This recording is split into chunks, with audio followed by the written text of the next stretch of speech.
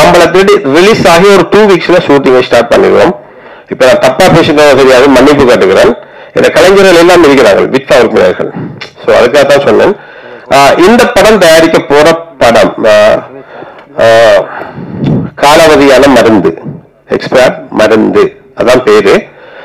நாஞ்சில் விஜயன், விஜய் டிவில நாஞ்சில் விஜயன் ஒரு கலைஞன், ஒரு ஏழை கலைஞராக வந்து கொஞ்சம் கொஞ்சமா முன்னேறி உலகம் முழுக்க தெரியும். இப்ப இந்தோனேஷியாவில் ஒரு ப்ரோக்ராம் நடிக்கிறார். இப்ப முடிஞ்சு ப்ரோக்ராம், வாரத்துக்கு ட்ரை பண்ணாது, முடியல, டிக்கெட் கிடைக்கல. இப்ப நைட் 11 மணிக்கு இங்க லேண்ட் ஆகுறது, லேண்ட் ஆகி ஃபர்ஸ்ட்டுக்கு என்ன மீட் பண்றது.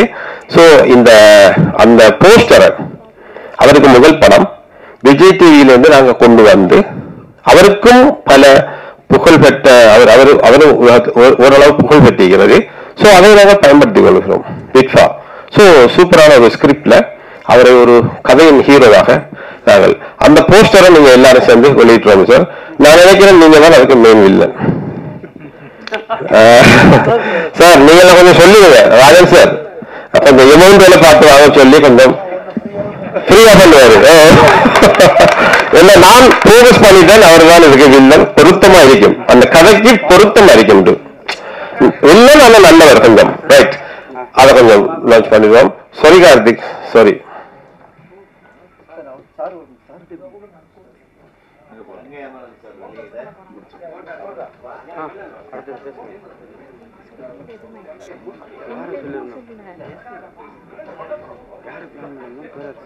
ஒண்ணுமே அடுத்து பேரரசர் பேசுறது பேரரசர் அல்ல, இன்னும் 2 ரிலீஸ் பண்ண சொன்னாங்களே, 3 இப்போ ரிலீஸ் பண்ணாங்க. ஷெட்யூல் சரியானதா கஷ்டம்.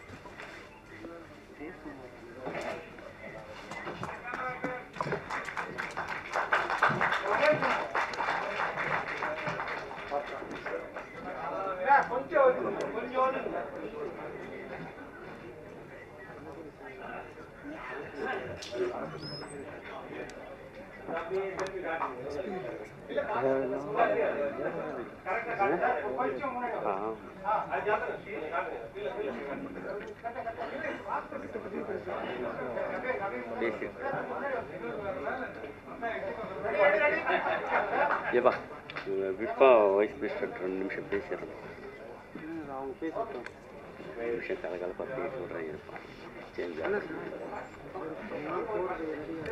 அவங்கள போய் தான் பேசணும், அவங்களே எல்லாரும் யாரும்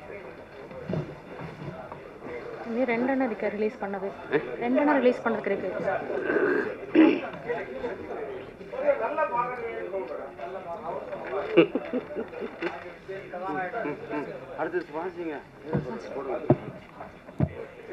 நிகழ்வின் அடுத்தபடியாக இந்திய திரைப்படத்துறை இயக்குனர் திரு பேரரசு அவர்கள்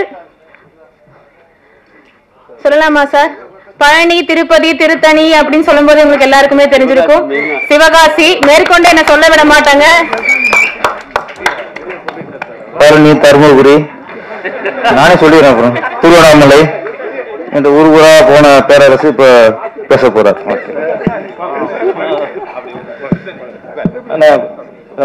கொஞ்சம்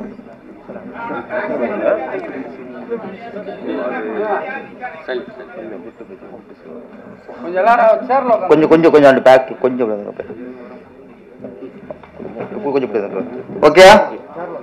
ஏன் மூஞ்சி தெரியுதா?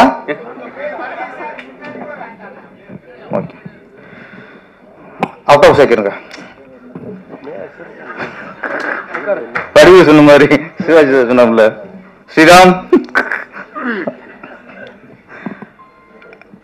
அனைவருக்கும் வணக்கம்.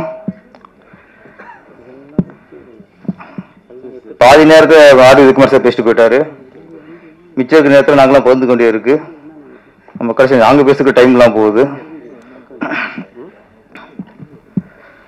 அதான் ஃபர்ஸ்ட் விட்பா அப்படின்னு எனக்கு கொஞ்சம் பயிர் இருந்துச்சு, என்னடா அது புதுசாக ஒன்று ஆரம்பிக்கிறாங்க போல இருக்கு அப்படின்ட்டு, தெரியாமல் வந்துட்டோமோன்னு நான் நினச்சேன். ஏன்னா உதயகுமார் சொன்ன மாதிரி திடீர்னு அவங்கவுங்க சங்கம் ஆரம்பிக்கிறாங்க. இந்த தொழிலாளருக்கு தொழில் சங்கம் ஆரம்பிப்பாங்க, இப்போ முதலாளிங்க தொழில் சங்கம் ஆரம்பிக்கிறாங்க. யார் யாருக்காக ஆரம்பிக்கும் தெரிய மாட்டேங்குது. இப்போ குழப்பமா இருக்கு. அதனால இப்போ டைரக்டர் சங்கம் வந்து அப்போ நாங்கள் வந்து மியூசிக் யூனியன் ஆரம்பிப்போம். தயாரிப்பாளர் வந்து தொழிலாளர் சங்கம் ஆரம்பிச்சா இயக்குநர்கள் வந்து நம்ம பாலாசிரியர் சங்கம் ஆரம்பிப்போம். நீங்க அதை சேரணும். நீங்க பாலாசிரியர் நீங்க எதையும் விட்டு வைக்கிறது இல்லை. மாபெரும் இசையமைப்பாளர், மாபெரும் பாடலாசிரியர், மாபெரும் இயக்குனர், மாபெரும் கதாசிரியர், மாபெரும் நடிகர், மாபெரும் அரசியல்வாதி, மாபெரும் அப்பா, மாபெரும் தம்பி. இளையராஜாவுக்கு தம்பிங்கிறது எவ்வளவு ஒரு பாக்கியம். இதை விட எல்லாத்துலயும் அது அடங்கிரும். இசைஞானியின் தம்பிங்கிறதுல இது எல்லாமே அடங்கிரும். கரெக்டான சார்? அந்த பாக்கியம் உங்களுக்கு கிடைச்சிருக்கு. கிடைக்காது. நாங்களாம் அன்பு தம்பியா இருக்கலாம், சொந்த தம்பியா இருக்க முடியாதுல்ல. நீங்க சொந்த தம்பி, ரத்தம், பிளட். ஆனா சார் நான் பேச உங்களுக்கு கவனிக்கணும். நான் அவருக்காக பேசிக்கிறேன். அவர் உங்களுக்கு கவனிக்க மாட்டாரு. மைக்கு அவருக்கு வித்தியாசம். அப்போ நீங்க என்னையே பாப்போம். நீங்க மாபெரும் மனிதனை உள்ளவர், மனிதரை மதிக்கக்கூடியவர், ஒருத்தன் பேச்சை மதிக்கக்கூடிய மாபெரும் கலைஞர். நீங்க என்னையே பாருங்க. ஒரு முக்கியமான விஷயம் பேசணும். என்னன்னா மாபெரும் இயக்குனர் எல்லாம் சொல்லிட்டாச்சு. மாபெரும் பாடலாசிரியர், மாபெரும் இசையமைப்பாளர். ஒன்னே ஒண்ணு, மாபெரும் மனிதர், மனிதநேயம் உள்ளவர். நான் எங்க கண்டுபிடிச்சேன்னா, நான் கர்நாடகாரம் நானே 10 தடவை பார்த்துருக்கேன்.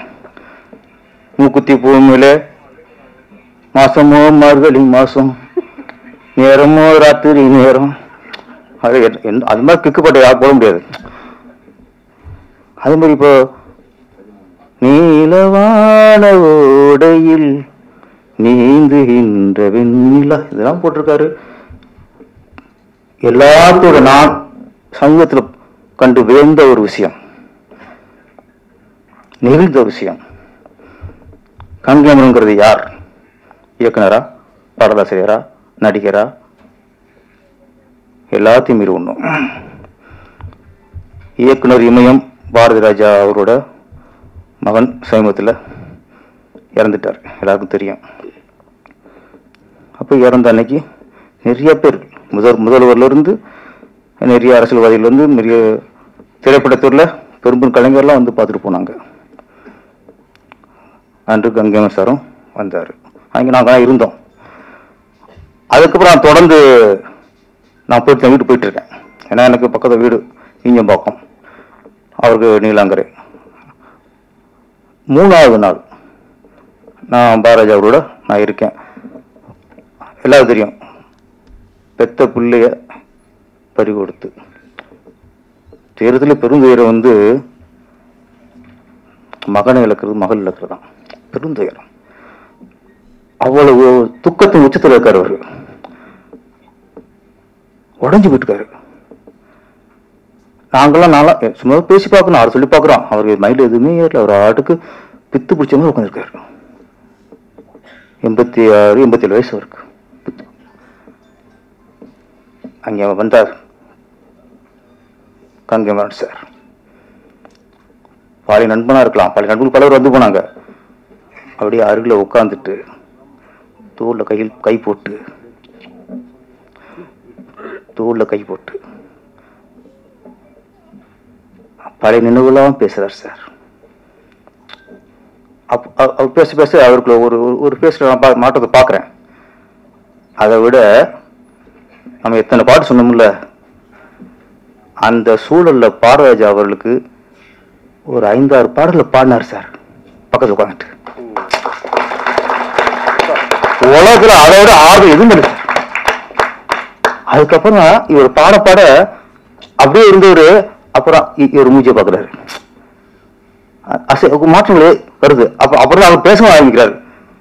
பழைய நினைவுகள், பழைய பாட்டெல்லாம் பாடி, இந்த நேரத்தில் இப்படி சொன்னீங்க, நான் இப்படி பாடினேன். அதாவது ஒரு குழந்தைக்கு சொல்ற மாதிரி சொன்னார் சார். நான் 2 மாதம் போயிருந்தேன். அவரு அப்படியே ரொம்ப உடஞ்சி உட்காந்துருக்காரு. உண்மையை சொன்னால் அங்கே மனோஜ் அந்த இறப்பு அன்னைக்கு எத்தனையோ பேர் வந்தாங்க, யாராரும் ஆறுதல் சொன்னாங்க.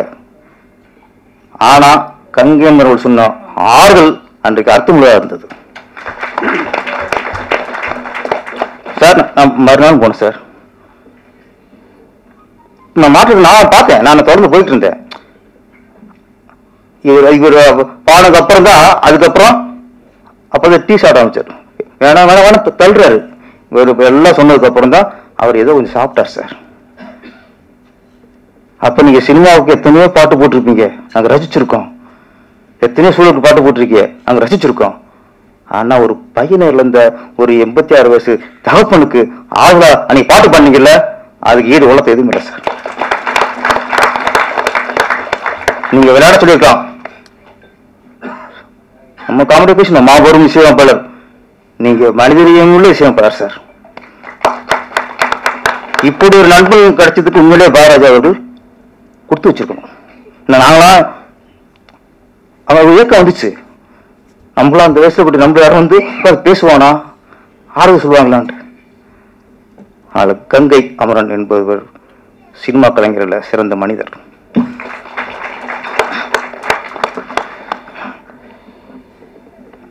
அவருக்கு உடல்நிலை சரியில்லை.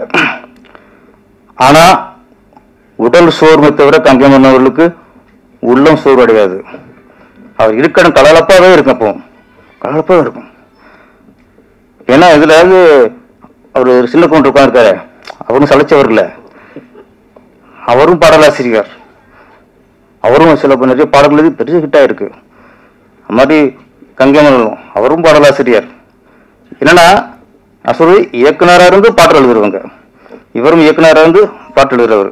ரெண்டும் மிகப்பெரிய இமயம். அதுல நம்மள பரங்கி மலை மாதிரி நம்மளும் இயக்குனர் வந்து கொஞ்சம் பாட்டு. இப்ப யார் பேசுறா? நான் இதுல சிட்டா இருப்பேனா? எனக்கு இது ஒரு நோய். நான் பேசுங்க யாரா பேசினா எனக்கு நின்றும் ஸ்டாப் ஆயிரும். அது மைக்ல சொல்லணும். பேர் சிறப்பா பேசுறாரு மைக்ல நீங்க சொல்லணும். அப்படி சொல்லாது. அது ரகசியம், இது ரகசியம் சொல்ற விஷயம். அது நான் ஓப்பா பேசுறேன், கங்கவும் சிறந்த மனிதன் ஓப்பா மைக்ல பேசணும்ல. நான் ரகசியம் பேசணும்னா அதுக்கப்புறம் முடிச்சிடறேன். சீக்கிரம் டைம் ஆச்சு, சீக்கிரம் முடிச்சிடறேன். இந்த நிகழ்ச்சிக்கு கங்கை அமரன் வந்து இந்த இசை தட்டு வெளியிட்டும் சரி, இந்த தலுங்கட்டு மரப்படம் பண்ணி விட்பா இந்த மாநாட்டுக்கு வந்து அவரும் தலைமை வாங்கியிருக்காரு. இன்னைக்கு அவர் தலைமை வாங்க சரி, ரொம்ப சிறப்புக்குரியது. ஒரே விஷயம்தான் சுக்கா பேசி முடிச்சிடறேன். இந்த சூழல்ல இன்னைக்கு திரை உலகம் இருக்கிற சூழல்ல இன்னைக்கு படம் பண்றது ஈஸி, படத்தை எடுத்து முடிக்கிறது ஈஸி. பணம் இருந்தா நீ படம் எடுக்கலாம். அப்போலாம் அப்படி இல்லை. என்ன பணம் இருந்தாலும் சரியான கதை இருக்கணும், சரியான இயக்குனர் இருக்கணும், சரியான மியூசிக் டைரக்டர் எல்லாம் சரியா இருந்தா தான் படம் அப்ப எடுக்க முடியும். இப்ப அப்படி இல்லை. பணம் இருந்தா யாரும் படம் எடுக்கலாம். அப்படி ஈஸியா இருக்கு இன்னைக்கு. ஆனால் இன்னைக்கு மிகப்பெரிய சவாலுங்கிறது படம் ரிலீஸ் பண்றது. முன்ன படம் எடுக்கிறது கஷ்டம், படம் முடிச்சா போதும் ரிலீஸ் ஆயிரும். எப்படி ரிலீஸ் ஆயிரும், யாரும் வாங்கிடுவாங்க. இப்போ படம் எடுக்கிறது ஈஸியா இருக்கு, ரிலீஸ் பண்றது கஷ்டம். இந்த சூழல்ல இது ஒரு இன்னைக்கு ஒரு சிறு அமைப்பா வந்திருக்கு. ஆனா சிறு அமைப்புனாலும் இது ஒரு சிறந்த அமைப்பு, சிறந்த ஒரு முயற்சி. ஏன்னா நிறைய பேர் படத்தை எடுத்து முடிச்சுட்டு எப்படி ரிலீஸ் பண்ண தெரியாம முடிக்கிறாங்க. அந்த அந்த அதை பயன்படுத்த ஏமாத்திறாங்க. இப்போ இத்தனை தியேட்டர் புக் பண்ணி தரேன், நான் 100 தியேட்டர் 150 தியேட்டர் நான் ரிலீஸ் பண்ணி தரேன் இப்படின்னு சொல்லிட்டு அந்த ஒரு அதுல 6 மாசத்துல அவங்களுக்கு செலவு பண்ணி அதுல அமௌண்ட் போயிருது. இப்ப படத்தை முடிச்சு சிறிய படங்கள் முடிச்சுட்டு தத்தளிக்கிறாங்க. அந்த மாதிரி நேரத்துல இந்த மாதிரி ஒரு அமைப்பு ரொம்ப யூஸ்ஃபுல்லா இருக்கும். ஏன்னா இன்னைக்கு சில படங்கள் தான் ஈஸியா ரிலீஸ் ஆயிருது. ஏன்னா ரிலீஸ் பண்ற கட்டுப்பாடுலாம் எங்கெங்கயோ இருக்கு, கடிவாளம் எங்கெங்கயோ இருக்கு. அந்த கடிவாளத்தை மீறி சின்ன குதிரெல்லாம் ஓட முடியல. இப்ப நீங்க சரியா அமைப்படுத்திருக்கீங்க. ஆனா உங்கள்ட்ட ஒரு வேண்டுகோள், நீங்க நிறைய சொன்னீங்க, அறிக்கைகள் உறுதிமொழிகள்லாம் இருக்கு, அது எங்களுக்கு தேவையில்லை. எங்களுக்கு புரியாது. அவரு எஜமானுக்கு புரியல, கேட்டார் என்ன சொல்றாருன்ட்டு, எனக்கே புரியல. அவன் தனியா அவன் பேசிக்குவான் அப்படின்ட்டேன். அதெல்லாம் உண்டு சார், ஷார்ப்பு சார். படம் எடுத்து முடிச்சிருக்கும் சிறிய படங்கள், அந்த படங்கள் நீங்க இந்த அமைப்புகள் பாருங்க. எத்தனையோ 150 பேருக்கு இல்ல, இந்த குழு படத்தை பாருங்க. நீங்க அதுக்காக சைட்ல படத்தை எடுத்துட்டு சொன்னா அதுல உண்மையிலே எத்தனையோ நல்ல படம், தரமான படங்கள் இருக்கும், நல்ல படங்கள் இருக்கும். அதை நீங்க எடுத்து இந்த விற்பா மூலமா ரிலீஸ் பண்ணுங்க. இதுதான் நீங்க இப்போதைக்கு சினிமாவுக்கு பண்ற மிகப்பெரிய சேவை. நீங்க அந்த மாதிரி ஒரு நல்ல படங்கள் எடுத்து ரிலீஸ் பண்ண ஆரம்பிச்சீங்கன்னா ஆட்டோமேட்டிக்கா உங்களுக்கு 10 பேர் படம் பண்ணுவா சார். நீங்க படம் பண்ணலாம். அப்பா நம்ம சின்ன பட்ஜெட் எடுத்துட்டோம்னா இந்த விற்பான அமைப்பு இருக்கு, இதை எடுத்து ரிலீஸ் பண்ணிடும் அப்படின்ட்டு அவன் 10 பேர் ரெடி ஆவான். இன்னைக்கு அது இல்லை. இன்னைக்கு ரிலீஸ் பண்றத நினைச்சாலே இன்னைக்கு நிறைய பேருக்கு ஆரம்பிச்சிடாங்க ரிலீஸுக்கு அந்த அங்கே நிற்குமா தெரியுது. இது மிகப்பெரிய ஒரு கண்டம்ட்டு. இந்த சூழல்ல இது சரியானது. இன்னொன்று, இன்னைக்கு சினிமா துறை ஒரு முன்னாடி சொல்லிக்கிட்டோம், சிறிய படங்கள்லாம் ஓட மாட்டேங்குது, தேட்டர் கிடைக்கல. அந்த படங்களுக்கு இப்போ வந்து வேலையே இல்லை. சின்ன படம் அதுதான் இல்லை, படம் நல்ல படம்னா மக்கள் ஆதரிக்கிறாங்க சார். நீ படம் சரியா எடுத்தா அதை சரியா தப்பு பண்றான் சார். நம்ம ஆசைக்கு படத்தை எடுத்துட்டு என் பையன் ஹீரோ, என் தம்பி டைரக்டர், என் மாமா வந்து என் மச்சான் வந்து மியூசிக் டைரக்டர் படம் எடுத்தீங்கன்னா ஏன் பாப்பான்? படத்தை படமா இருக்க நீங்க உங்க ஆசைக்கு எடுத்துட்டு உங்க பையனை ஹீரோவா வரும்போது ஓப்பனிங் சாங் வச்சு அப்படியே பூ தூவி பாட்டெல்லாம் பண்ணுவீங்க. அது நீங்க ரசிப்பீங்க, நாங்க ரசிப்போமா?